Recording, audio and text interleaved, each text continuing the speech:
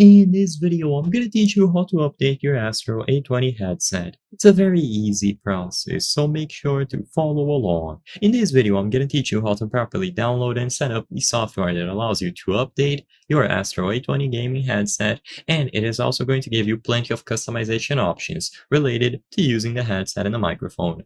So all that you have to do is download the software through the Logitech website. So go over to logitechg.com, and when you arrive at this page, you will be able to hover over software on the top of the screen. Now you will be able to find the Astro series software. You can also just look for Astro series software on Google, and it should redirect you into this page on the official Logitech website.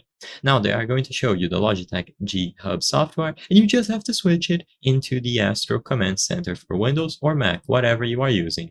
So once you click on either of these, you will be able to find it and download it. So as you can see, you will be able to configure a lot of Astro headsets. So all that you have to do is choose this option here. You will be redirected into the Microsoft Store where you can finish the download.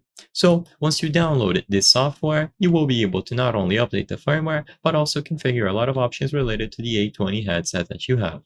So open the software, and immediately upon doing this, you will be able to browse through all of the options. Usually, it is going to automatically check for firmware updates. So as long as your Astro A20 headset is properly connected to your PC, you don't even have to worry. It is going to be detected, and it's going to give you a warning to update. You just have to make sure that the transmitter is set to PC mode and that you connect it with the provided USB cables. Follow the on-screen instructions, and you will be able to get this done. Do not disconnect the headset or the transmitter during the update process, and it is going to work flawlessly. Alternatively, if it doesn't get detected right away, I recommend unplugging everything and then restarting your computer with everything plugged in again. As long as you turn on your computer and you open the Astro Command Center with the A20 already connected, it is going to be picked up and set up for you automatically.